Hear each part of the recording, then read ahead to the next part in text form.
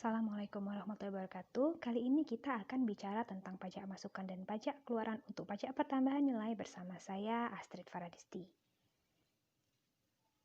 Dasar hukum untuk pajak masukan dan pajak keluaran ini diatur pada Pasal 9 Undang-Undang Nomor 42 Tahun 2009 tentang pajak pertambahan nilai. Ada beberapa hal yang dibahas, antara lain pajak masukan dalam suatu masa pajak dikreditkan dengan pajak keluaran dalam masa pajak yang sama. Jadi, ketika pajak masukan itu merupakan pajak masukan bulan Januari, maka harus dikreditkan dengan pajak keluaran di masa Januari. Dan yang selanjutnya, untuk pengusaha kena pajak yang belum berproduksi, pajak masukannya tidak dapat dikreditkan. Kemudian yang ketiga, pajak masukan yang dikreditkan harus menggunakan faktur pajak, yang mana untuk faktur pajak ini harus sesuai dengan ketentuan yang berlaku yang ada pada pasal 13 Undang-Undang Pajak Pertambahan Nilai, yang nanti kita akan bahas apa-apa saja yang wajib dipenuhi ketika melaporkan atau menggunakan faktur pajak. Kemudian yang selanjutnya, untuk menghitung pajak yang kurang atau lebih bayar, di sini kita tinggal mengurangkan pajak keluaran dengan pajak masukan. Ketika pajak masukan lebih besar daripada pajak keluaran, maka akan terjadi lebih bayar PPN. Dan ketika pajak masukan lebih kecil daripada pajak keluaran, maka akan terjadi PPN yang kurang bayar. Kemudian yang selanjutnya, jika terdapat pajak masukan yang dapat dikreditkan namun belum dikreditkan pada masa yang sama dengan pajak keluarannya, maka hal ini dapat dikreditkan maksimal 3 bulan setelah berakhirnya masa pajak. Jadi pada contoh yang awal pertama tadi, untuk pajak masukan di bulan Januari, harusnya dikreditkan pada pajak keluaran di bulan Januari. Namun jika belum dikreditkan, itu dapat dikreditkan maksimal 3 bulan, yaitu adalah bulan April. Yang selanjutnya, atas kelebihan pembayaran pajak, yang mana pajak masukan lebih besar daripada pajak keluaran, maka kelebihan pembayaran PPN ini dapat dikompensasikan atau dapat diajukan permohonan kelebihan pembayaran pajak. Selanjutnya kita akan melihat definisi. Untuk definisi pajak masukan sendiri terdapat pada pasal 1 angka 24 Undang-Undang PPN, yang mana pajak masukan adalah PPN yang seharusnya sudah dibayar oleh PKP karena penyerahan BKP atau barang kena pajak, perolehan JKP atau jasa kena pajak, pemanfaatan barang kena pajak tidak berwujud dari luar daerah pabean, dan atau impor barang kena pajak. Yang selanjutnya ini adalah definisi untuk pajak keluaran, itu terdapat pada pasal 1 angka 25 Undang-Undang PPN, yang mana pajak keluaran adalah PPN terutang yang wajib dipungut oleh pengusaha kena pajak yang melakukan penyerahan barang kena pajak atau jasa kena pajak, ekspor barang kena pajak berwujud atau tidak berwujud, dan atau ekspor jasa kena pajak. Nah, pada dasarnya pajak masukan ini adalah pajak pertambahan nilai pada saat terjadinya pembelian. Kemudian, untuk pajak keluaran adalah pajak pertambahan nilai pada saat terjadinya penjualan. Nah, ini adalah contoh. Ini ada PT Jayani pada bulan Oktober melakukan pembelian bahan baku sebesar 300 juta rupiah. Dan total seluruh penjualannya adalah sebesar 600 juta rupiah. Jadi di sini kita bisa tahu pajak masukannya, yang mana dia beli tadi 300 juta, maka PPN untuk PM-nya, pajak masukannya adalah 30 juta, yaitu 10% dikalikan dengan pembeliannya, 10% dikali 300 juta. Kemudian pajak keluarannya, PPN untuk pajak keluarannya itu 10% dikali 600 juta, yaitu 60 juta. Sehingga kita dapatkan PPN yang kurang bayar. Kenapa kurang bayar? Karena pajak masukannya lebih kecil, sehingga 60 juta dikurangi 30 juta, PPN kurang bayarnya menjadi 30 juta rupiah. Nah, 30 juta yang kurang bayar ini disetor ke kas negara, kemudian dilaporkan melalui SPT.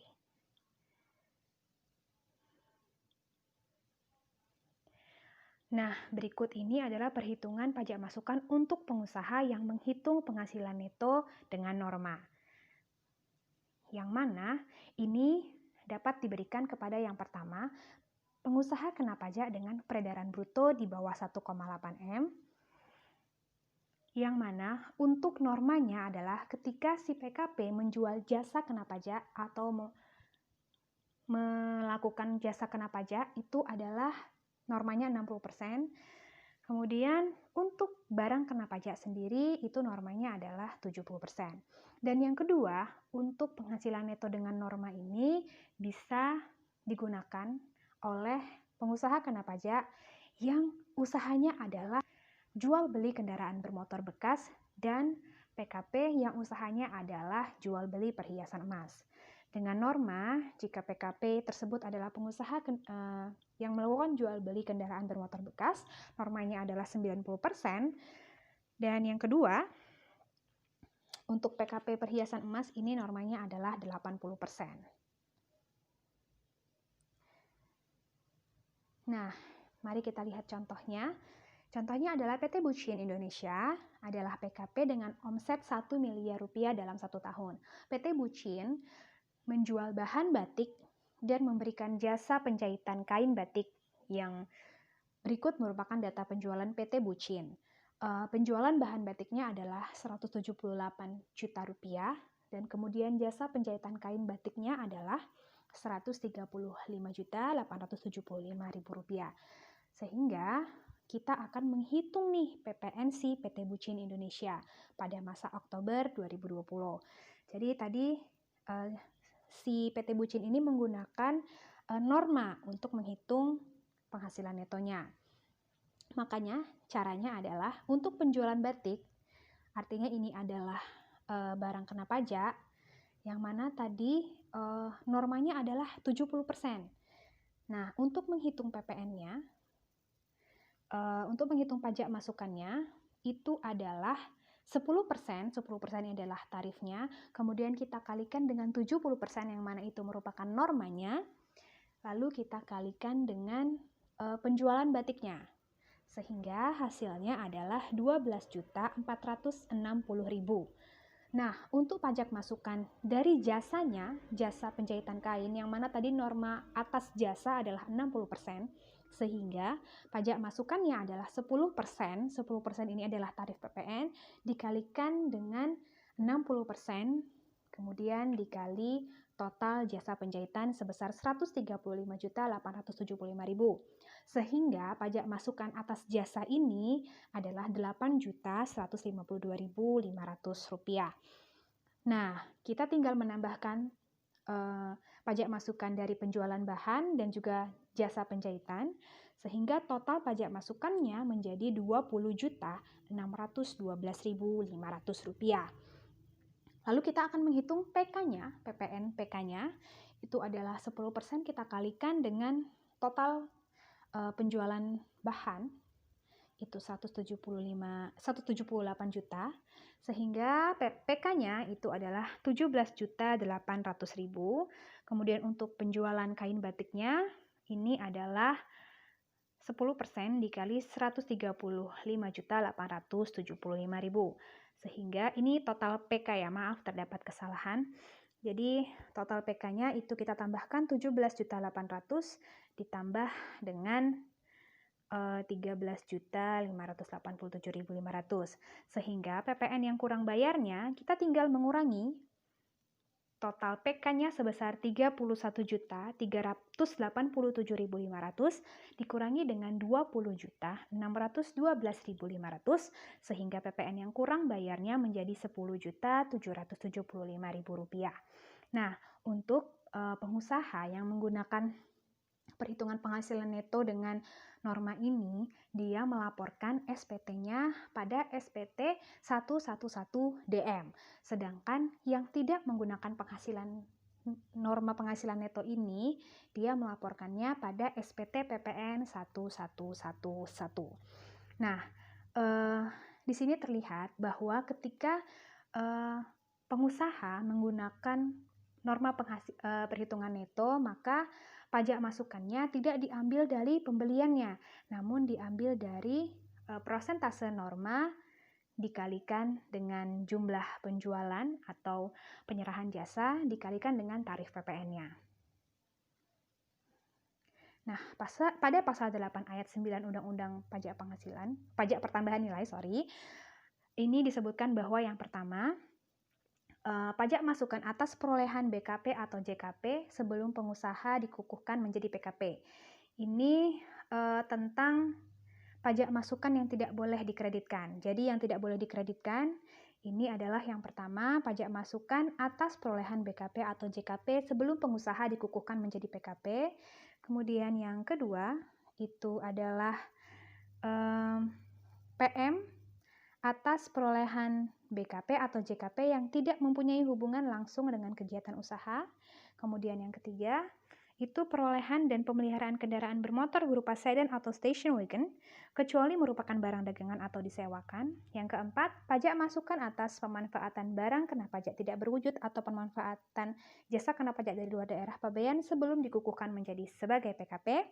Kemudian pajak masukan atas P atau JKP yang faktur pajaknya tidak memenuhi ketentuan pada pasal 13 ayat 5 atau 9. Kemudian pajak masukan atas pemanfaatan BKP tidak berwujud atau pemanfaatan JKP dari luar daerah pabean yang faktur pajaknya tidak sesuai. Kemudian PM atau pajak masukan atas perolehan BKP atau JKP yang tidak dilaporkan dalam SPT. Dan yang kesembilan ini tidak terlihat ya, itu adalah pajak masukan atas BKP atau JKP sebelum PKP itu berproduksi. Ini adalah pajak masukan yang tidak dapat dikreditkan.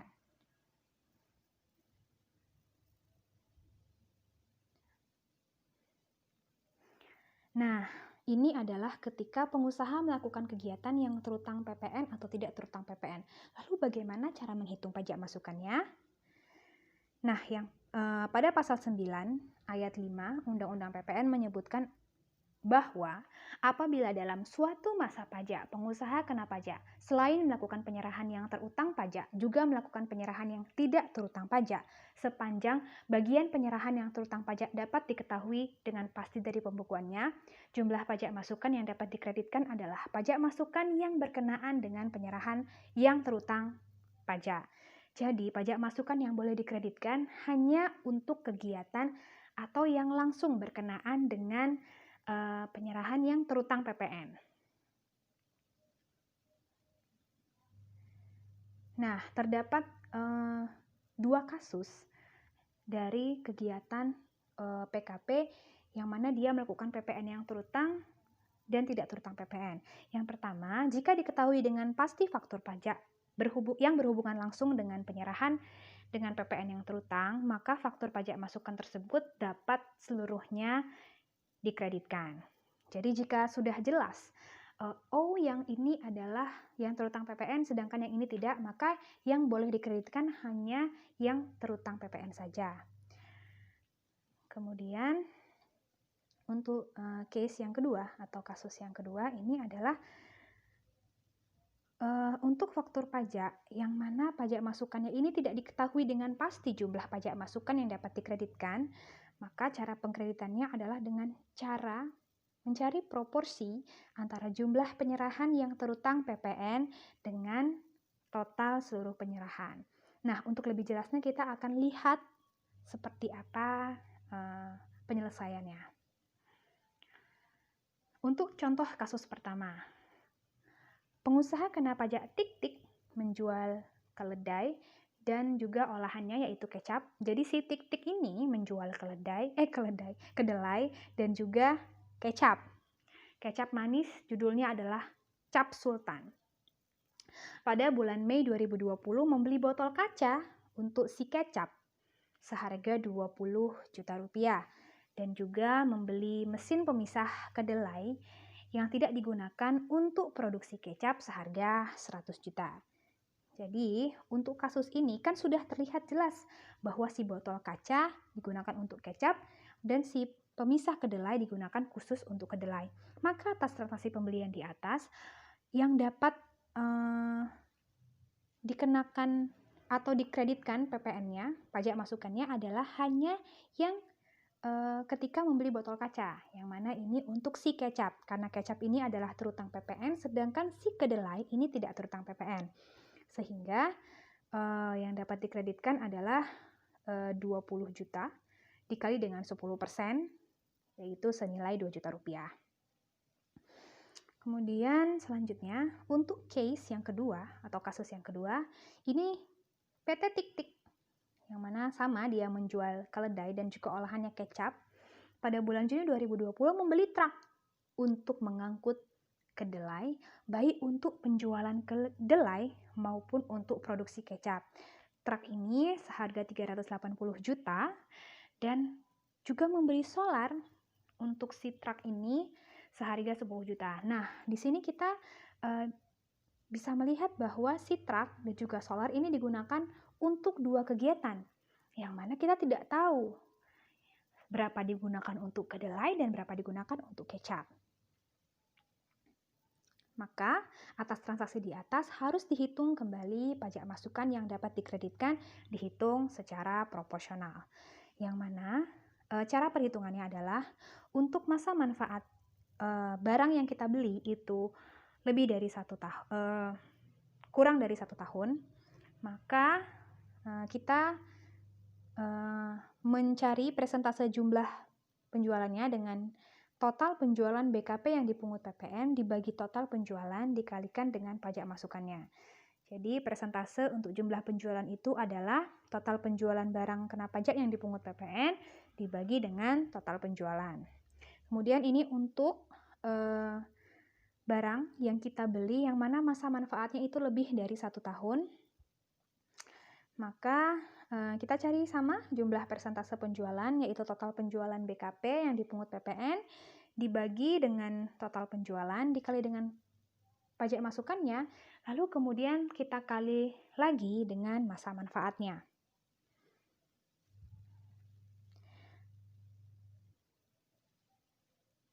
Nah, kita akan menjawab case yang tadi, yang si PT Tik-Tik memberi truk. Jawabannya begini, pada bulan Mei 2020 kita nih masih belum tahu seberapa persentase penjualan kecap dan penjualan kedelai, sehingga kita gunakan data tahun lalu untuk mengestimasi jumlah persentase penjualan. Misal tahun lalu diketahui penjualan atas kedelai itu adalah 850 juta dan penjualan atas kecap itu adalah 1 miliar 30 juta rupiah. Sehingga estimasi persentase penjualan kecap itu adalah 1 miliar 30 juta, kita bagi dengan total penjualannya, yaitu penjualan atas kedelai 850 juta ditambah dengan penjualan atas kecap 1 miliar 30 juta, sehingga total penjualannya baik kecap maupun kedelai itu adalah 1 miliar 880 juta.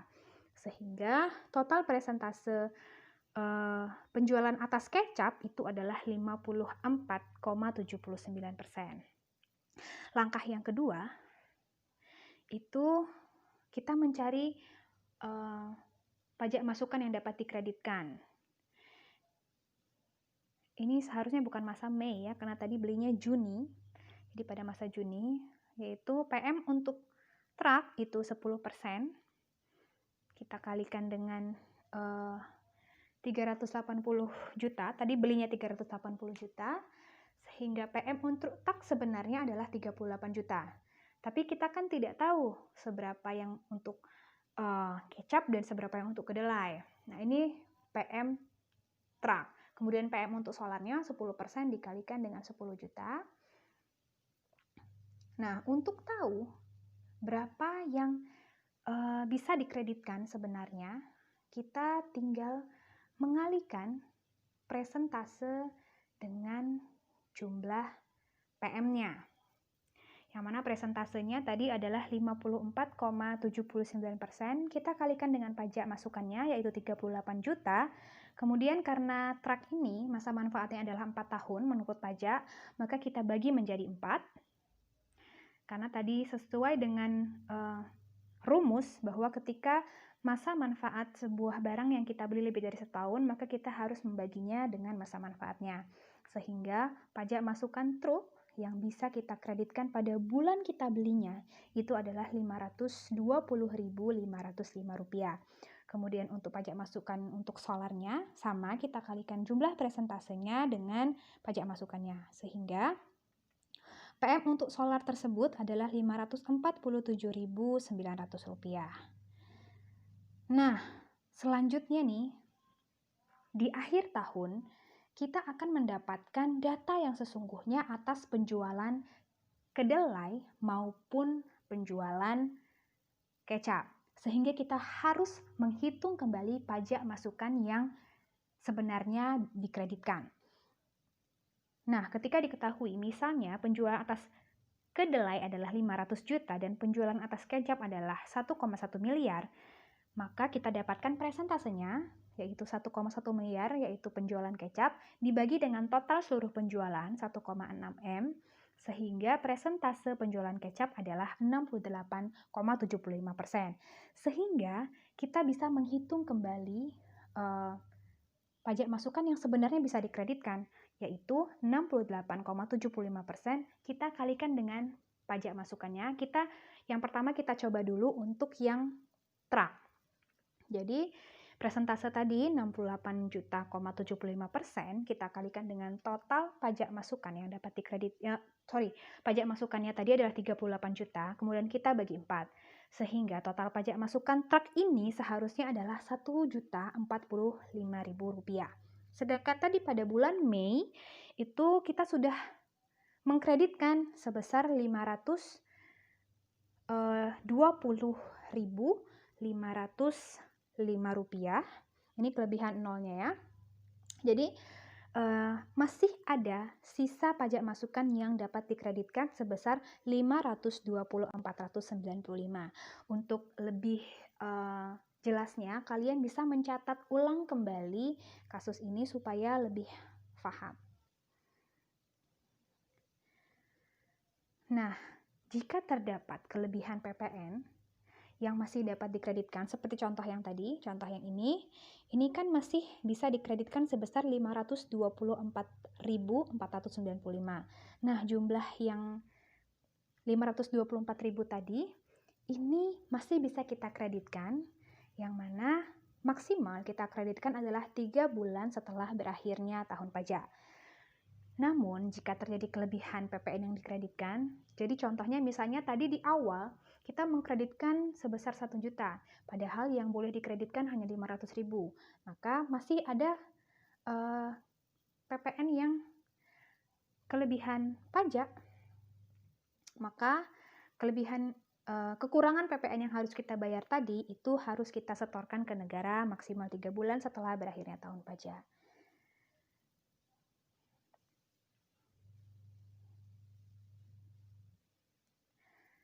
Nah, untuk informasi kalian bahwa tidak ada pajak masukan untuk penjualan atas barang mewah atau PPNBM. Ini karena semua PPNBM itu hanya dikenakan 1 kali selama masa rantai pendistribusian barang kena pajak. Jadi PPNBM ini hanya dikenakan 1 kali. PPNBM dikenakan saat penyerahan pertama oleh produsen pertama. Kemudian untuk kalian ketahui tarif PPNBM ini ditentukan berdasarkan 2 hal, yaitu barang bermotor atau barang kendaraan bermotor dan non-kendaraan bermotor.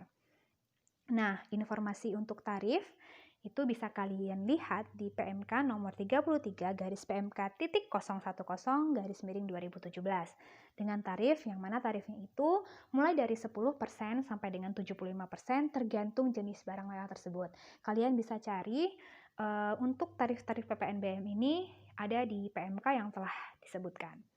Untuk perhitungan PPNBM sendiri, ini adalah kita tinggal mengadihkan tarifnya, kita tinggal cari apa barangnya, misalnya barang kendaraan bermotor, kita lihat kendaraan bermotor itu seperti apa cc-nya, seperti apa bentuknya, seperti apa penjelasannya, masuk ke tarif yang mana, kemudian kita kalikan tarif tersebut dengan dasar pengenaan pajaknya. Nah, untuk kelebihan pembayaran PPN ini bisa dilakukan 2 hal, itu kita bisa kompensasikan ke masa pajak selanjutnya, atau yang kedua, kita bisa mengajukan kelebihan pembayaran pajak. Hanya saja, Ada syaratnya untuk mengajukan kelebihan pembayaran pajak. Yang pertama, itu adalah untuk PPN, ini kelebihan PPN-nya tidak melebihi 1 miliar rupiah. Kemudian yang kedua, termasuk WP yang patuh, yang mana si WP ini untuk melaporkan SPT-nya itu patuh, kemudian tidak ada tunggakan pajak, kemudian laporan keuangannya diaudit, dan hasil auditnya adalah wajar tanpa pengecualian selama 3 tahun berturut-turut. Dan yang ketiga, itu adalah PKP yang beresiko rendah. Demikianlah untuk pajak masukan kali ini. Terima kasih atas perhatian kalian. Jika ada yang mau ditanyakan, boleh langsung ke kolom komentar. Terima kasih.